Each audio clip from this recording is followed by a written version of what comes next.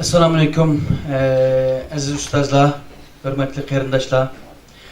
Allah şükür tünügün ve bugün üstümüz düşken vazipenin bir kısmını, çoğun bir kısmını ada qilgan boldik.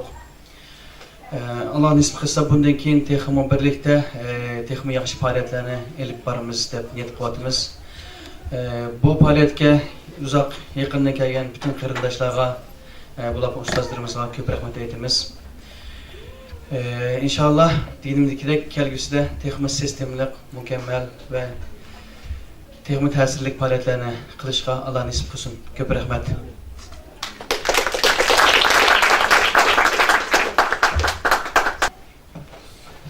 Sevgili dostlar, şimdi ben de konu Alp Hoca'ya diyordum, kongrenin delisi olarak sonunda Çırpınırdı Karadeniz türküsünü söylettik.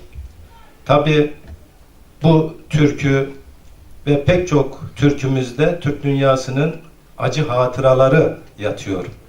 Aslında tabii acı hatıralarla o Çırpınırdı Karadeniz'deki türküyle beraber Türkistan eline selamlar var burada. Türkistan bizim kanayan yaramız. Dün de söylemiştim bunu. Ama biz Türkistan'ı hiçbir zaman unutmadık.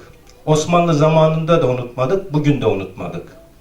Osmanlı subayları, Enver Paşa'nın askerleri biliyorsunuz ta Türkistan'a gidip oradaki Türklük mücadelesi için vuruştular, savaştılar.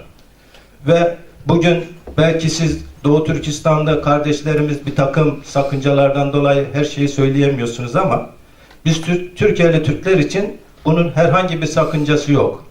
Biz Türkistan'dan asla vazgeçmeyeceğiz.